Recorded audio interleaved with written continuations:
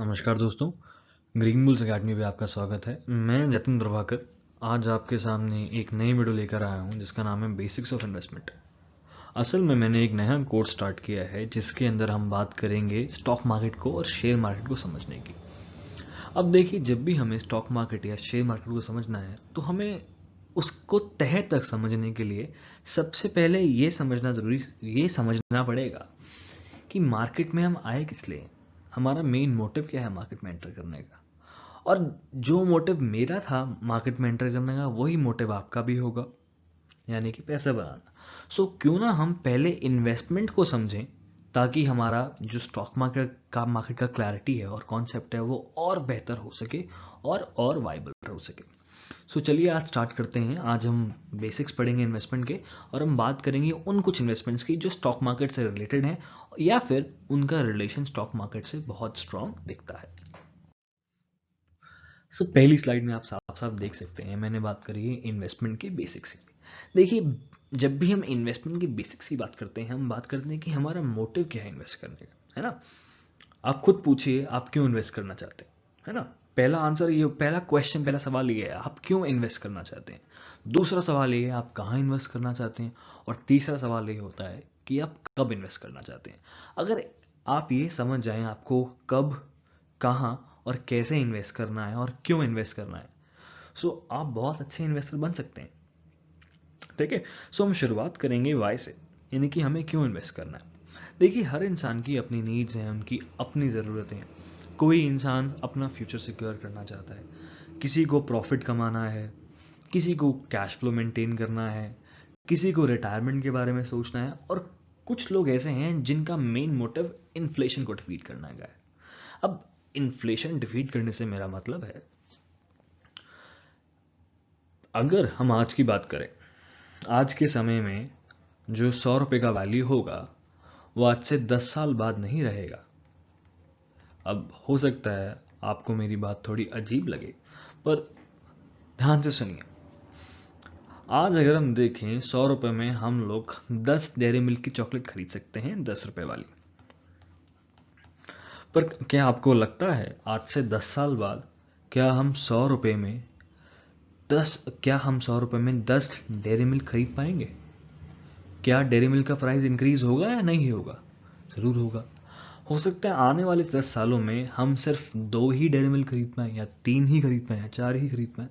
But obvious सी बात है कि डेयरी मिल्क का प्राइस विद टाइम इंक्रीज होगा क्योंकि इन्फ्लेशन भी तो इंक्रीज होगी। और ये बात सिर्फ डेयरी मिल्क की नहीं है, ये बात आप कर सकते हैं। सो अगर किसी इन्वेस्टर को इन्फ्लेशन यानी कि महंगाई को डिफीट करना है तो वो चाहेगा वो किसी ऐसे एसेट में इन्वेस्ट करे जो महंगाई के साथ ही चलता रहे और बढ़ता रहे। ठीक है। दूसरा, इसमें एक टर्म और थी जो हो सकता है आपको थोड़ी मुश्किल रही हो समझने में, मेंटेनिंग कैश फ्लो। देखिए, मेंटेनिंग कैश फ्लो से मेरा मतलब है कि आपको मंथली, क्वार्टरली या फिर ईयरली पेमेंट्स बनाना चाहते हैं आप उससे। जैसे एग्जांपल, आपने एक प्रॉपर्टी या मान लीजिए एक लैंड में इन्वेस्ट किया और आप उससे रेंट या उसकी मोर्गेज के थ्रू किसी और इंसान को प्रोवाइड करके पैसा कमाना चाहते हैं। सो आप क्या करेंगे, you will go for cash flow. ठीक है। आपका मेन मोटिव कैश फ्लो बनाने का है। ठीक है। फिर हम बात करेंगे आप कहाँ इन्वेस्ट करना चाहते हैं। देखिए, अगर हम इंडिया की बात करें, इंडिया के अंदर मैक्सिमम लोग इन्वेस्ट करते हैं इन 2 जगहों पे। एक है प्रॉपर्टी यानी कि रियल एस्टेट और दूसरा है ज्वेलरी। अगर आप देखें साउथ इंडिया में ज्वेलरी के अंदर इन्वेस्ट करने का प्रचलन बहुत ज़्यादा है। अब वो प्रचलन कल्चर से भी आता है और वो प्रचलन कहीं ना कहीं हमारी प्रथाओं से भी आता है। बट अगर हम देखें, यहाँ पे साउथ इंडियन लोग बहुत ही दिमाग से काम लेते हैं क्योंकि वो गोल्ड में इन्वेस्ट करते हैं और गोल्ड कहीं ना कहीं एक इन्फ्लेशन एडजस्टेड एसेट है, यानी कि उसका पैसा विद टाइम, उसका वैल्यू विद टाइम बढ़ता ही बढ़ता है। ठीक है। ऐसे ही रियल एस्टेट है। ये हमारे हो गए फिजिकल एसेट्स, क्योंकि आप गोल्ड को छू सकते हैं, आप रियल एस्टेट को छू सकते हैं। अब हम बात करेंगे फाइनेंशियल एसेट्स की। अब ऐसे कुछ और एसेट्स हैं जहाँ पे आप इन्वेस्ट कर सकते हैं। उनमें से कुछ एक होता है फिक्स्ड डिपॉजिट, फिर आते हैं इक्विटी शेयर्स, फिर आते हैं बॉन्ड्स, फिर आते हैं डिबेंचर्स। ऐसे पूरी लिस्ट है। अगर मैं सिंपली बात करूँ तो हमारे पास डेरिवेटिव्स हैं, डेरिवेटिव्स में हमारे पास फ्यूचर्स भी हैं, हमारे पास ऑप्शंस भी हैं, देन ऑप्शन में हमारे पास नॉक नॉक ऑप्शंस हैं, हमारे पास बहुत सारे टाइप के अलग फाइनेंशियल इंस्ट्रूमेंट्स हैं, एसेट्स हैं जिसमें आप इन्वेस्ट कर सकते हैं। पर अभी के लिए, क्योंकि मैं प्रिज्यूम कर रहा हूँ आप पहली बार मार्केट के बारे में सीख रहे हैं, सो मैं इन 3-4 फाइनेंशियल एसेट्स की ही बात करूँगा। सो फिक्स डिपॉजिट, जैसे कि हम सब जानते हैं फिक्स डिपॉजिट क्या होते हैं। जब भी आप बैंक में जाते हैं और आप बोलते हैं मैं अपना पैसा कुछ समय के लिए आपके पास रखवा रहा हूँ, और अब बैंक आपको कुछ इंटरेस्ट रेट प्रोवाइड करता है उसके लिए। इक्विटी शेयर्स क्या होते हैं, जब भी आप चाहें कि आपको कंपनी में मेंबर बनना है या आप कंपनी में शेयर होल्डर बनना चाहते हैं, तो आपको क्या लेना पड़ेगा, इक्विटी शेयर। फिर हम बात करेंगे बॉन्ड्स की। देखिए, बॉन्ड्स और डिबेंचर्स दोनों एक ही टर्म, दोनों बहुत क्लोज रिलेटेड टर्म्स होती हैं। बॉन्ड्स और डिबेंचर्स में हम एज एन इन्वेस्टर आगे कंपनीज और गवर्नमेंट को लोन देते हैं, और वो उस लोन के चलते हमें कुछ इंटरेस्ट रेट वापस करते हैं। और जब वो लोन का टेन्योर, यानी कि लोन का समय, लोन की जो सीमा होती है वो ख़त्म होती है, उस समय हमने जो पैसा गवर्नमेंट या कंपनी को दिया था वो हमें वापस मिल जाता है। ये रही बात कहाँ हम इन्वेस्ट कर सकते हैं। अब हम बात करेंगे हम कब इन्वेस्ट कर सकते हैं। देखिए, इन्वेस्ट करने का कोई अच्छा एग्जैक्ट समय नहीं होता। शुरू से यही समझाया जाता है कि आप जितना जल्दी इन्वेस्ट करना सीखेंगे आपके लिए उतना अच्छा रहेगा। बट एक एग्जाम्पल हमें एक चीज़ और सिखाती है कि अगर आपको थोड़ा प्रॉब्लम लग रहा है, आपने यानी कि लोन लिए हुए हैं, आपके सर पे कर्जा है, तो जल्दी से जल्दी वो कर्जा उतारिए और इन्वेस्ट करना शुरू कीजिए ताकि आप आराम से इन्वेस्ट कर सकें। अगली स्लाइड पे जाने से पहले मैं आपको एक बहुत ही प्यारी और उम्दा लाइन दिखाना चाहूँगा, जो कि मेरी बहुत फेवरेट बुक्स में से ली गई है। वो है the richest man in Babylon. उसमें ऑथर बात करते हैं, the first copper you save is the seed from which your tree of wealth shall grow. वो बोलते हैं आपका पहला पैसा जो आप बचाएंगे वही पेड़ बनेगा, वही वो बीज बनेगा जिसके चलते एक बहुत ही बड़ा वेल्थ का पेड़ आपके साथ उग जाएगा, और जिसका बेनिफिट आपको आने वाले समय में मिलेगा। आगे हम बात करते हैं टाइप्स ऑफ एसेट्स की। हमने पीछे बात करी फिजिकल और फाइनेंशियल एसेट्स की, अब हम उनके बारे में थोड़ा समझ भी लेते हैं और सीख भी लेते हैं। देखिए, फिजिकल एसेट्स क्या होते हैं। फिजिकल एसेट्स एक्चुअली वो एसेट्स हैं जिनका फिजिकल सिग्निफिकेंस आप देख सकते हैं। Example, real estate. ठीक है, रियल एस्टेट की एक फिजिकल वैल्यू भी है। आप प्रॉपर्टी की बात करें, उसका एक फिजिकल सिग्निफिकेंस है। ठीक है, पर उनमें एक प्रॉब्लम और होती है, उनमें डिप्रिसिएशन एप्लीकेबल है। आप में से जो इंसान कॉमर्स साइड से है वो जानते होंगे डिप्रिसिएशन क्या होता है। अगर आप नहीं जानते डिप्रिसिएशन क्या होता है तो मैं आपको एक सिंपल सा फॉर्मेट में बहुत सिंपल तरीके से बताता हूँ। देखिए, डिप्रिसिएशन क्या होता है। डिप्रिसिएशन, जब भी हम किसी एक एसेट को जिसका फिजिकल सिग्निफिकेंस हो उसको जब यूज़ करते हैं तो उसका वैल्यू विद टाइम कम होता है, यानी कि उसकी जो यूजेज है वो खराब होती है। ऑल दो उसका हो सकता है रियल वैल्यू बढ़ रहा हो, पर इवन दो हम उसको यूज करते हैं इन अकाउंट्स टू शोकेस कि उसका एक्चुअल वैल्यू, अकाउंटिंग वैल्यू कम हो रहा है। फिर हम बात करेंगे टैंजिबल एसेट्स की। देखिए, फिजिकल एसेट्स टैंजिबल एसेट्स होते हैं, यानी कि हम बात करें रियल एस्टेट की, हम बात करें प्रॉपर्टी की, एक समय के बाद वो प्रॉपर्टी भी खंडर हो जाएगी। आप खुद सोचिए, आज एक प्रॉपर्टी बनी है, अगर मैं उस पर ज़रा ध्यान ना दूँ, उसका रेगुलर चेकअप ना देखूँ, उस पर बिल्कुल काम ना करूँ, उसमें कोई कंस्ट्रक्शन, कोई रिकंस्ट्रक्शन ना कराऊँ, तो कुछ सालों बाद वो प्रॉपर्टी ख़राब हो जाएगी। यानी कि वो टैंजिबल है, जो ख़राब हो सके, जिसमें प्रॉब्लम आ सके।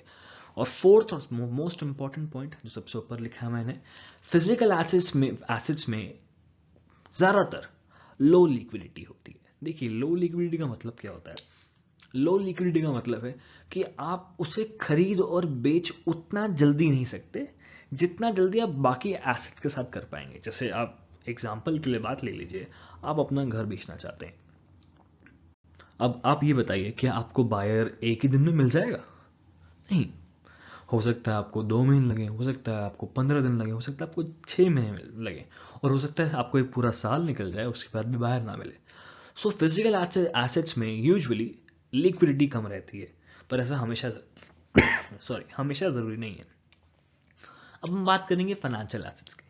देखिए, फाइनेंशियल एसेट्स के लिए अगर मैं बात करूँ, फाइनेंशियल एसेट्स का पहला थीम जो हम याद रखेंगे, इनमें एक पेपर या वर्चुअल सिग्निफिकेंस होता है। जब भी आप एक कंपनी के स्टॉक से शेयर लेंगे तो आपको उसका एक पेपर मिलेगा, आपको एक शेयर सर्टिफिकेट मिलेगा। अब अगर हम देखें, देखिए शेयर सर्टिफिकेट कौन सी फॉर्म में होता है, वो होता है SH1 फॉर्मेट में। ठीक है, आपको SH1 फॉर्मेट में कंपनी एक शेयर इशू कर देगी, आपको उसका सर्टिफिकेट मिल जाएगा और उस पर आपका नाम लिखा होगा कि आप इस कंपनी के मेंबर हैं। ठीक है, तो उसका एक पेपर या वर्चुअल सिग्निफिकेंस है, ऑल्दो वैल्यू उसमें भी है पर उसका पेपर सिग्निफिकेंस है। दूसरी चीज़, अनलाइक फिजिकल एसेट्स यहाँ पे डिप्रिसिएशन नहीं होता। तीसरी चीज़ एक और देख लेते हैं, ये टैंजिबल नहीं होता है। ऐसा तो नहीं है कि समय के साथ शेयर्स खराब हो जाएंगे, नहीं ना, कोई फिजिकल एसेट तो है नहीं वो कि समय के साथ उसकी वैल्यू कम हो जाएगी। अगर हम देखें, कंपनी अगर अच्छी हो, उसके फंडामेंटल स्ट्रांग हो, उसके बिजनेस प्रॉस्पेक्ट्स अच्छे हों, तो समय के साथ उस कंपनी का वैल्यू बढ़ता ही बढ़ता है। ठीक है, और लास्ट चीज़ जो कि बहुत इंपॉर्टेंट है, जो फाइनेंशियल एसेट्स की पॉपुलैरिटी आज के समय में 2020 में बहुत ज़्यादा बढ़ा रही है, वो है हाई लिक्विडिटी। हाई लिक्विडिटी से मेरा मतलब ये है कि आप फाइनेंशियल एसेट्स को बहुत जल्दी खरीद और बेच सकते हैं। मान लीजिए आपके पास, हम शेयर्स की बात करते हैं जो कि एक टाइप का फाइनेंशियल एसेट्स है, हमने बात की थी इक्विटी शेयर्स की पिछली स्लाइड में। सो मान लीजिए आपके पास ABC कंपनी जो कि स्टॉक मार्केट पे लिस्टेड है, उसके कुछ शेयर्स हैं। मान लीजिए कितने शेयर्स हैं, 1000 शेयर्स हैं ABC लिमिटेड के। अब अगर आप इन शेयर्स को आज बेचें, तो आपके पास, आपको इनको पहली बात तो आपको इनको बेचने में कितना समय लगेगा, आपको इनको अगर इलेक्ट्रॉनिक फॉर्म में बेचना है तो आपको मुश्किल 7 मिनट का समय लगेगा। उस 1 मिनट में आपको क्या करना पड़ेगा, आपको अपने डीमैट अकाउंट में लॉगिन करना पड़ेगा, वहां जाके आपको शेयर का ऑर्डर पुट करना पड़ेगा और ऑर्डर पुट करके ओके करके कंफर्मेशन डाल के क्लिक करना पड़ेगा। आप जैसे ही ये काम करेंगे, आपके शेयर्स आपके गिवन प्राइस पे, अगर आप मार्केट प्राइस बेच रहे हैं तो उसी वक्त बिक जाएंगे, नहीं तो जो आप प्राइस लाएंगे वहां पर आके बिक जाएंगे। और जैसे ही आपके शेयर्स बिके, अगले अगले 2 वर्किंग डेज में, मैं मैक्सिमम बता रहा हूँ, 2 वर्किंग डेज में आप अपना पैसा अपने अकाउंट में क्रेडिट कर सकते हैं। वर्किंग डेज से याद रखिए, बीच में अगर छुट्टी आएगी तो समय लगेगा, बट अगर वर्किंग डेज की बात करें तो मान लीजिए आपने, आज मंडे है और ट्यूसडे वेंसडे वर्किंग है और आपने आज शेयर्स बेचे, तो आप अपने बैंक अकाउंट में वेंसडे तक पैसे आराम से देख सकते हैं, फॉर श्योर। सो ध्यान से देखिए, फिजिकल एसेट्स में आपको बहुत समय वेट करना पड़ रहा था, हो सकता है 6 महीने आपको बायर मिले ना मिले, हो सकता है साल ना मिले, पर अगर आपका फाइनेंशियल एसेट्स है तो आपका एक फायदा है, आपके फिंगर टिप्स के अंदर आपका एसेट बिक जाएगा और मैक्सिमम 2 दिन तक आपके अकाउंट में पैसे आ जाएंगे। हम आगे बात करते हैं कोरिलेशन बिटवीन एसेट्स। देखिए, फिजिकल एंड फाइनेंशियल एसेट्स में कोरिलेशन होता है।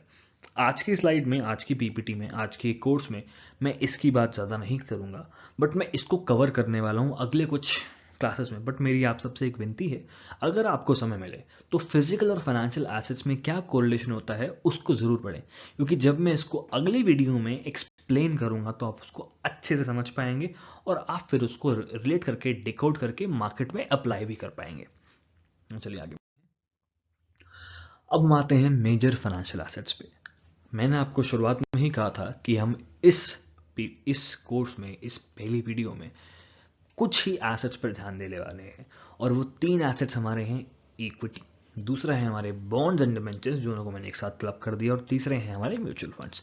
तो चलिए हम शुरुआत करते हैं बॉन्ड्स एंड डिबेंचर्स से। देखिए, बॉन्ड्स एंड डिबेंचर क्या होते हैं, सबसे पहले हम समझते हैं कि इसका मतलब क्या है, फिर हम जो हमारा लैंग्वेज मैंने लिखा हुआ है PPT पे, जो मैंने लैंग्वेज लिखा हुआ है स्लाइड पे, उस पे आएंगे। तो देखिए, बॉन्ड्स क्या होते हैं, बॉन्ड्स क्या हैं, बॉन्ड्स एक तरीके से एक लोन है जो एज एन इन्वेस्टर आप गवर्नमेंट को दे रहे हैं। क्यों?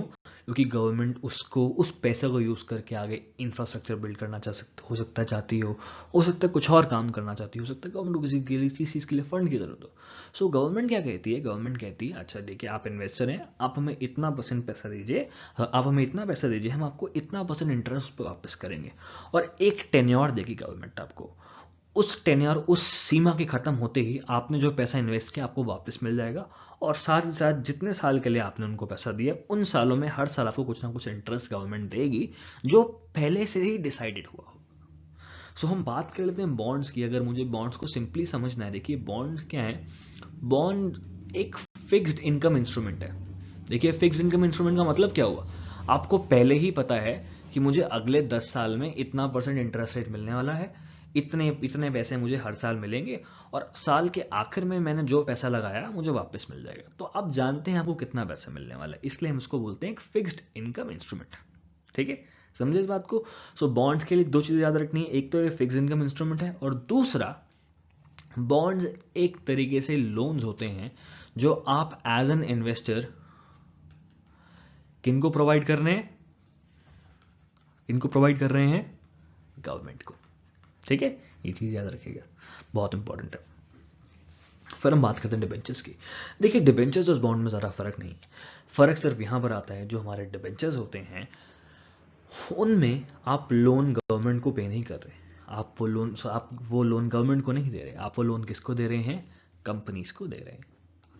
और जाहिर सी बात है अगर आप वो लोन कंपनीज को दे रहे हैं तो डिबेंचर्स का इंटरेस्ट रेट थोड़ा सा ज़्यादा होता है as compare to bonds. Bonds का इंटरेस्ट अगर हम 10 ईयर बॉन्ड लें आज के आसपास, अगर मैं आज का इंटरेस्ट रेट देखूं तो वो है 5.8% for 10 year G-SEC bond, government securities bond India. इसका मतलब ये हुआ कि अगर आप आज 10 लाख रुपए इस गवर्नमेंट के 10 ईयर बॉन्ड में इन्वेस्ट करते हैं तो आपको हर साल 58,000 रुपीज एज इंटरेस्ट मिलेंगे। और 10वें साल जब आपका सीमा 10 साल का बॉन्ड है तो 10वें साल में टेन्योर यानी कि सीमा खत्म हो जाएगी, तो 10वें साल में आपको आपके 10 लाख रुपए वापस कर दिए जाएंगे। समझे। सो आपको 10 साल के लिए 58,000 का इंटरेस्ट मिलेगा और उसके बाद आपने जो इन्वेस्ट किया वो पैसे वापस मिल जाएंगे। ये होता है हमारा बॉन्ड का कॉन्सेप्ट। ऐसे ही डिबेंचर्स काम करते हैं। अब हम देख लेते हैं क्या प्रोज हैं, क्या एडवांटेज हैं बॉन्ड या फिर डिबेंचर में इन्वेस्ट करने के। अच्छा एक चीज याद रखिएगा, इनको हम कलेक्टिवली क्या बोलते हैं, डेट इंस्ट्रूमेंट, क्योंकि हम लोन दे रहे हैं इसलिए हम इसको डेट इंस्ट्रूमेंट बोलते हैं दोनों को। सो इनकी प्रोज देख लेते हैं। देखिए रिस्क बहुत कम होता है, सेफ है as compare to other financial instruments, हम बात करेंगे उनकी भी। और अगर बैंकरप्सी कंपनी की होती भी है तो भी इन्वेस्टर जिसने डेट इंस्ट्रूमेंट यानी कि जो बॉन्ड होल्डर है, डिबेंचर होल्डर है, उसको पैसे दिए जाते हैं। ठीक है, उसको वो प्रायोरिटी पर होता है as compare to an equity shareholder. उसकी बात हम अगली क्लास में अगली स्लाइड में करेंगे। कॉन्स क्या होते हैं, देखिए कौन क्या है, डिसएडवांटेज क्या है। बॉन्ड और डिबेंचर्स में जो इंटरेस्ट रेट होता है वो थोड़ा सा कम होता है, और दूसरा हमारे जो बॉन्ड्स हैं वो यूजुअली ओटीसी होते हैं। ओटीसी का मतलब क्या हुआ, over the counter, over the counter products, यानी कि आपको ये प्रोडक्ट स्टॉक एक्सचेंज से नहीं सिंपली गवर्नमेंट के थ्रू पेपर साइन करके खरीदना पड़ेगा। और अगर आपको इसे आगे बेचना है, अगर आपको इसे आगे बेचना है तो आपको एक फिजिकल बायर ढूंढना पड़ेगा, नॉट एन इलेक्ट्रॉनिक फॉर्म, ये ओटीसी होता है। इसके बारे में हम एक वीडियो बनाएंगे, उसमें हम पूरा कवर करेंगे कि बॉन्ड्स और डिबेंचर्स का लाइफ साइकिल क्या होता है। अभी के लिए आप इतना समझिए कि बॉन्ड्स और debentures as instrument, as investment instruments क्या है। ठीक है, हम आगे चलते हैं इक्विटी शेयर पे। देखिए इक्विटी शेयर असलियत में सबसे इंपॉर्टेंट कॉन्सेप्ट है जब भी आप समझना चाहते हैं स्टॉक मार्केट को, क्योंकि स्टॉक मार्केट में बात ही शेयर की होती है। सो इक्विटी शेयर अगर हम समझ लें अच्छे से तो हमारे लिए स्टॉक मार्केट में रुकना, समझना और काम करना बहुत आसान हो जाएगा। सो हम बात करते हैं इक्विटी शेयर की। देखिए इक्विटी शेयर क्या है, जब भी एक कंपनी जाती है फंड्स रेज करना, और कंपनी काफी हद तक डिबेंचर्स से फंड रेज कर चुकी है, वो लोन ले चुकी है गवर्नमेंट से, अब वो या लोन ले चुकी है बैंक से, गवर्नमेंट से, जहां से भी, अब कंपनी खुद को और एक्सपैंड करना चाहती है। तो कंपनी क्या बोलेगी, कंपनी बोलेगी अच्छा अब हम क्या करते हैं, हम प्राइवेट लिमिटेड कंपनी से क्या बन जाएंगे, पब्लिक लिमिटेड कंपनी। अब जब कंपनी पब्लिक लिमिटेड बनेगी तो वो कहां लिस्ट होगी, स्टॉक एक्सचेंज पे। अब भी मैंने लिख तो बहुत थोड़े समय दिया, पर इसके बीच में बहुत ही लंबा प्रोसेस है जिसको मैं बिल्कुल शॉर्ट में आज बताऊंगा और उसको अगले आने वाले कुछ समय में एक वीडियो में पूरा एक्सप्लेन करूंगा।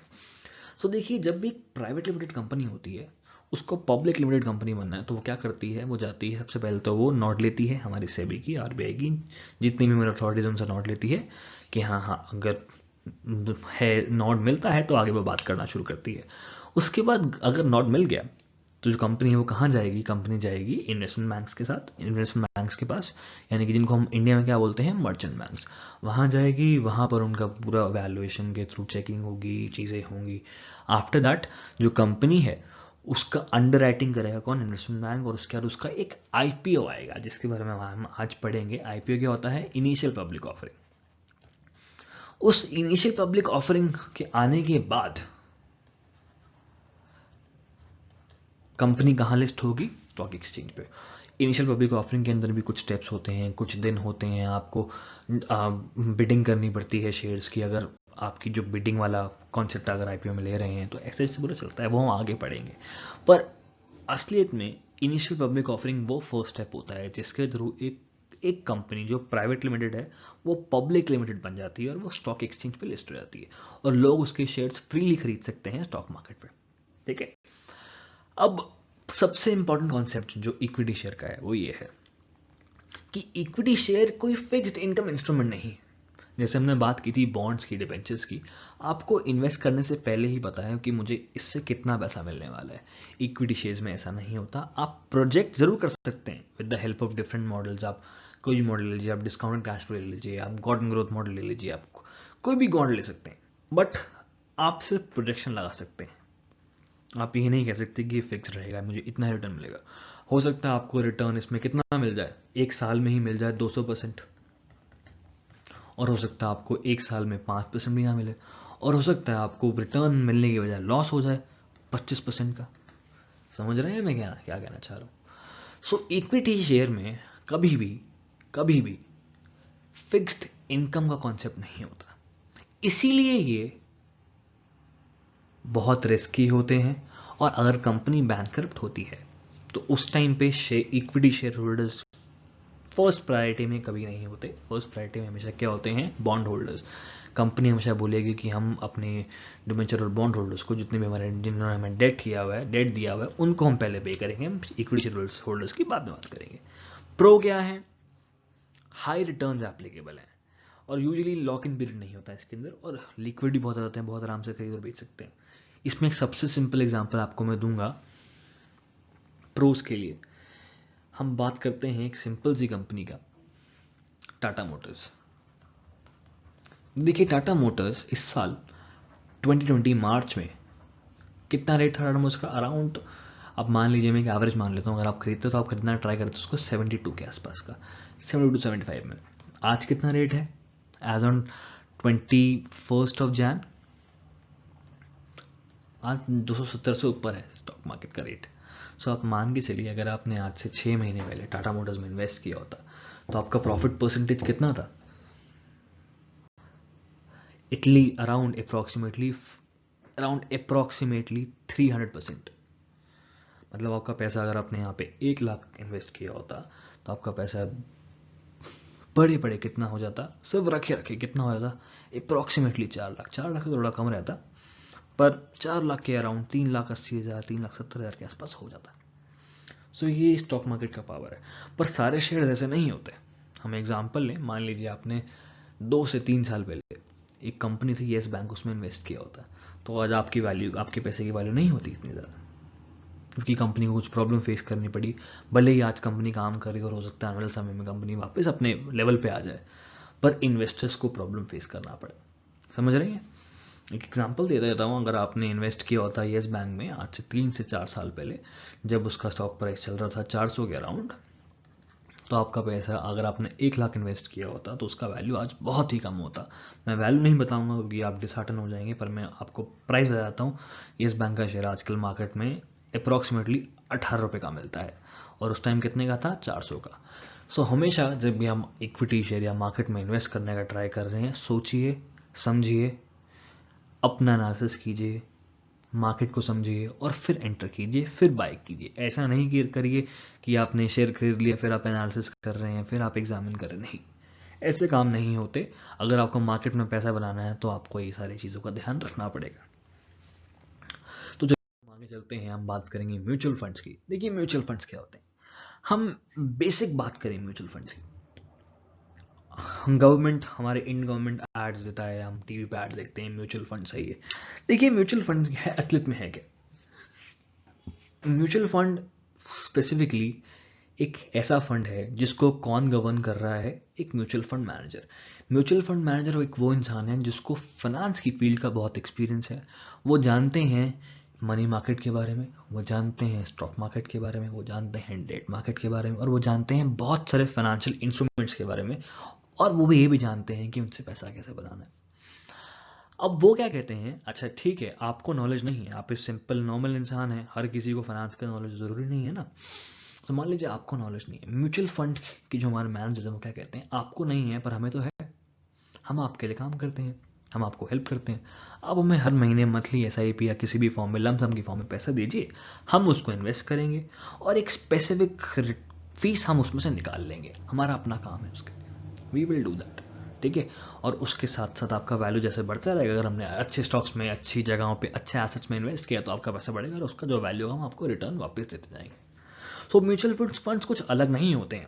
म्यूचुअल फंड्स एक्चुअली वो फंड्स हैं जो इन्वेस्ट कहाँ कर रहे हैं। हो सकता है आप जो म्यूचुअल फंड की आप ले रहे हैं वो म्यूचुअल फंड रिलायंस में इन्वेस्ट कर रहा हो, फिर वो एप्पल में इन्वेस्ट कर रहा हो, वो अमेजन में इन्वेस्ट कर रहा हो, फिर उसने कुछ गवर्नमेंट बॉन्ड्स में इन्वेस्ट किया हो सकता है उसने कहीं रियल एस्टेट में इन्वेस्ट किया हो। सो म्यूचुअल फंड कुछ बहुत अलग नहीं है, वो फाइनेंशियल एसेट्स में ही इन्वेस्ट कर रहे हैं, बट क्योंकि एक म्यूचुअल फंड मैनेजर के पास इन्वेस्टर का बहुत सारा पैसा आता है। जैसे मान लीजिए अगर आप इन्वेस्ट करेंगे तो आप कितना इन्वेस्ट करेंगे, आप मान लिया आप शुरुआत कर रहे हैं, तो आप एक इंसान को रिकमेंडेशन में शुरू करता हूँ, अगर आप इन्वेस्ट कर रहे हैं तो आप शुरुआत सिर्फ 500 रुपये से कीजिए, ताकि आप समझ सकें कि मार्केट रिटर्न कैसे देता है ना, आप समझ सकें। अगर आप शुरुआती 5 लाख से करेंगे या 10 लाख से करेंगे या 2 लाख से करेंगे, ज़्यादा पैसे से करेंगे, तो अगर आपको नुकसान हुआ तो आपकी हिम्मत टूट जाएगी, उसके बाद कभी आप मार्केट में एंटर नहीं करेंगे, और आप फिर उन्हीं लोगों में आ जाएंगे जो हमेशा ये बोलते हैं कि स्टॉक मार्केट जो है, और मैं वो नहीं चाहता, बिल्कुल भी नहीं चाहता।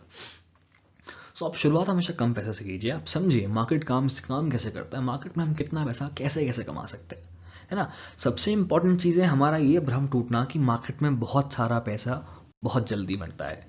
वो भ्रम जितना जल्दी टूटेगा उतना जल्दी आप अच्छे इन्वेस्टर बन जाएंगे, आप मार्केट को समझ पाएंगे। प्रॉब्लम यही आती है, इंसान यहाँ पे दिमाग में सोच कर आता है कि मैं यहाँ पे बहुत सारा पैसा बहुत जल्दी और बहुत आराम से बना लूँगा, जो कि बिल्कुल गलत है। सिर्फ और सिर्फ एक मार्केटिंग टेक्निक है जो आपके दिमाग में ट्रेडर्स और ये इन्वेस्टर मार्केटिंग एड्स डाल देते हैं, जो कि सच नहीं है। अगर ऐसा होता तो हम लोग, हर इंसान कहीं ना कहीं अलग ही बैठा होता, है ना। ऐसा नहीं हो सकता। इसमें इस काम में समय लगता है, इसमें रिस्क भी है, और हमें हर चीज़ देख सोच के आगे काम करना पड़ता है। सो हम थे म्यूचुअल फंड्स के ऊपर, मैंने बात करी म्यूचुअल फंड्स की।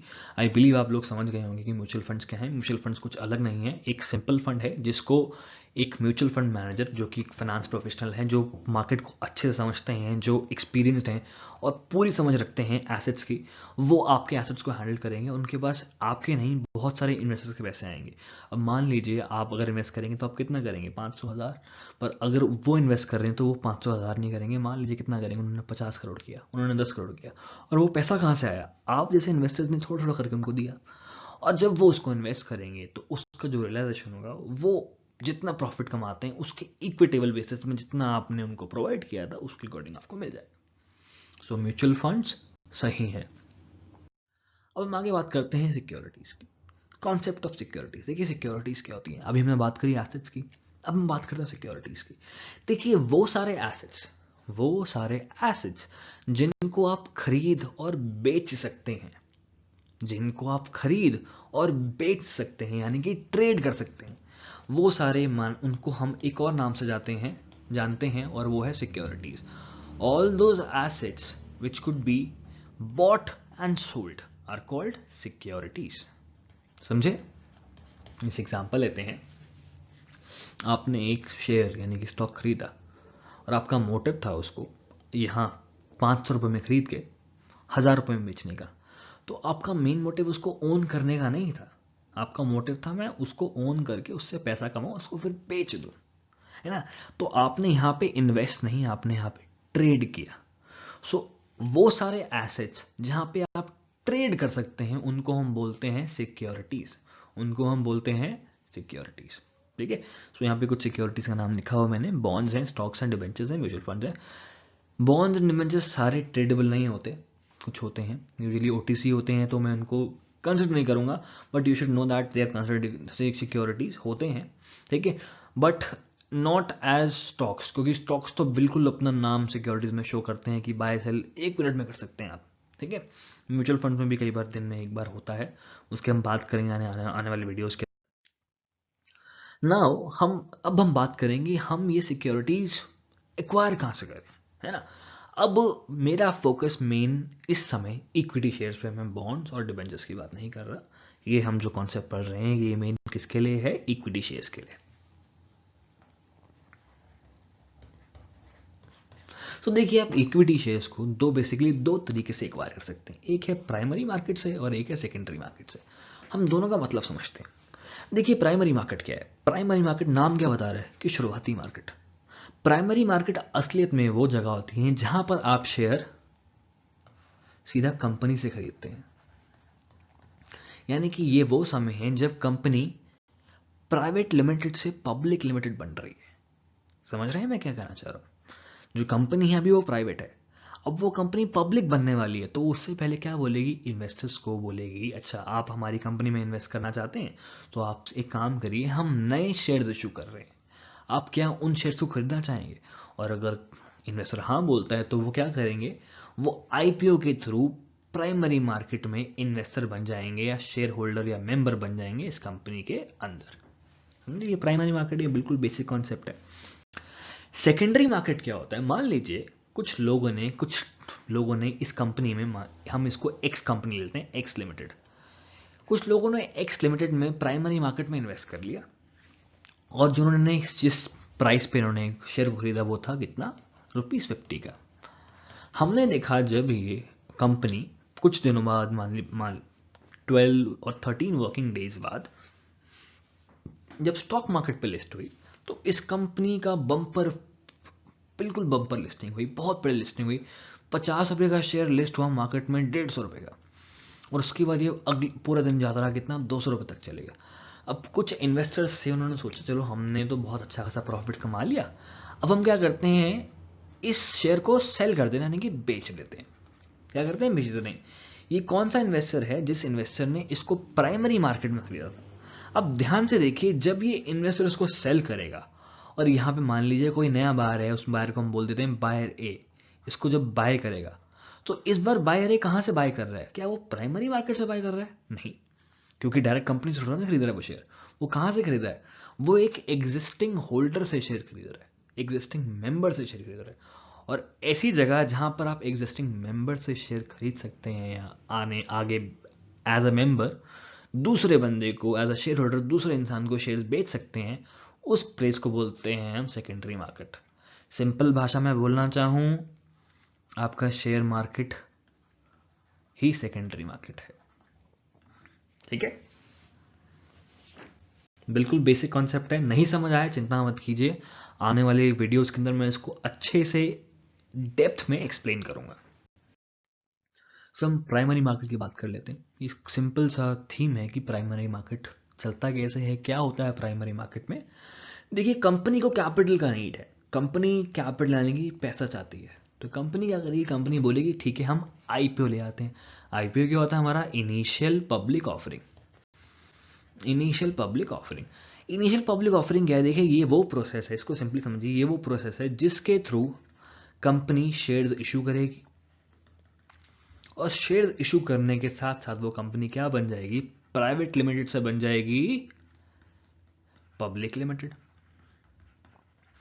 और जब वो शेयर्स मिलेंगे इन्वेस्टर्स को तो they will become share holders, और शेयर होल्डर्स के बाद वो क्या बन जाएंगे, अगर वो शेयर नहीं बेचते तो तब तक वो क्या बन जाएंगे, मेंबर्स।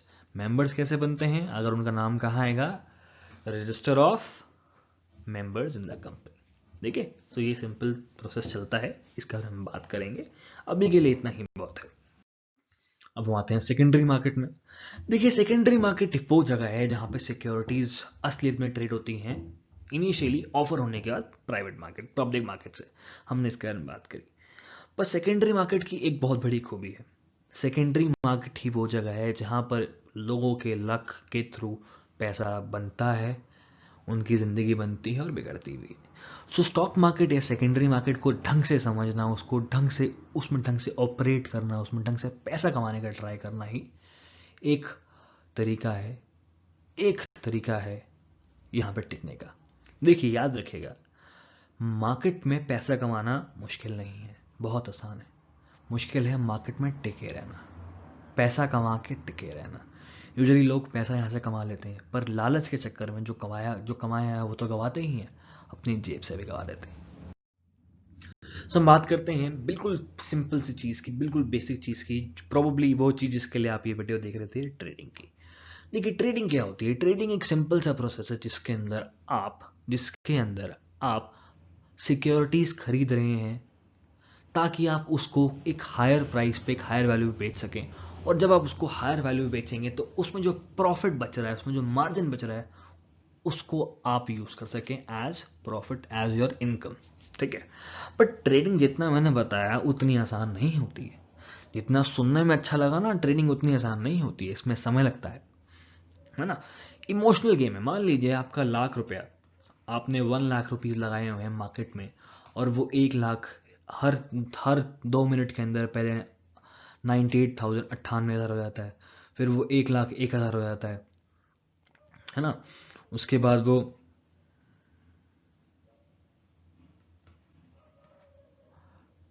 1,00,000 1,000 हो जाता है, उसके बाद वो 95,000 हो जाता है। कैसा लगेगा आपको? डर लगेगा। तो ये बहुत इमोशनल गेम है, आसानी से नहीं सीखी जा सकती। और अगर आप शुरुआत बहुत सारे पैसे के साथ करेंगे तो कभी ज़िंदगी में सीख नहीं पाएंगे, कोई फ़ायदा नहीं होगा। तो शुरुआत हमेशा कम पैसे से करें ताकि आप गेम सीख सकें। एक बार गेम सीख जाएंगे, इमोशनल बैलेंस सीख जाएंगे, फिर तो आप जो करना चाहें कर सकते हैं। फोर्थ पॉइंट, ट्रेडिंग बहुत ही रिस्की गेम है, बहुत ही रिस्क है। सो कभी भी इसको हल्के में ना लें, है ना। अगर आप मार्केट में एंटर कर रहे हैं और आप ट्रेडिंग करना चाहते हैं तो शुरुआत से ध्यान रखिए, आपको बहुत पढ़ना पड़ेगा, बहुत समझना पड़ेगा। ऐसा नहीं होगा कि एक दिन उठ के आपको ट्रेडिंग आ जाएगी। आपको रोज़ पढ़ना पड़ेगा, समझना पड़ेगा, फिर आपको मार्केट में पैसे के साथ, कुछ पैसे के साथ उतरना पड़ेगा। आपको स्टार्टिंग में बहुत लॉसेज होंगे, बहुत प्रॉब्लम होगी, क्योंकि अगर मार्केट आसान होता तो हर कोई मिलियनर बन चुका होता, जो कि नहीं है, जो कि सच नहीं है ना। फिर हम बात करेंगे कि क्या ट्रेडिंग से रिवॉर्ड मिलते हैं। जी हाँ, ट्रेडिंग से रिवॉर्ड मिलते हैं। अगर आप इस मार्केट में लंबे समय तक रुकें और आप समझें कि किस तरीके से आप मार्केट में ट्रेड कर सकते हैं, तो आप यहाँ से बहुत सारा पैसा कमा सकते हैं। और सबसे इंपॉर्टेंट बात ट्रेडिंग की, जो मैं एज अ सिंपल ट्रेडिंग का स्टूडेंट भी, ट्रेडिंग का टीचर भी कहना चाहूँगा, आप कभी ट्रेडिंग को मास्टर नहीं कर सकते, आप हमेशा सीख रहे हैं। क्योंकि हर दिन कोई ना कोई नई अपॉर्चुनिटी आएगी, हर दिन कोई ना कोई नया ट्रेंड आएगा, हर दिन कोई ना कोई नई अलग टाइप की न्यूज़ आएगी जो मार्केट को घुमाएगी, और आपको उसके अकॉर्डिंग सीखना, समझना और चलना पड़ेगा। तभी आप पैसा कमा पाएंगे, तभी आप मार्केट में रुक पाएंगे।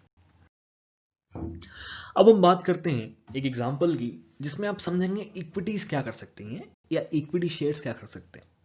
तो देखिए, कंपनी थी जो 1980 में आई थी, और उसका कंपनी का शेयर उस समय फेस वैल्यू थी उसकी ₹100। उस कंपनी की जो फेस वैल्यू थी, अगर हम उस फेस वैल्यू पे 100 शेयर खरीदते तो हमारा ओवरऑल वैल्यू कितना होता शेयर्स का? ₹10,000। अब मान के चलिए आपने 1980 में, आपके किसी गार्जियन ने, आपके दादा दादी जी ने अगर यहाँ ₹10,000 इन्वेस्ट किए होते उस कंपनी में 1980 में, तो आज उसका वैल्यू कितना था? उसका वैल्यू आज था अप्रॉक्सीमेटली ₹421 करोड़।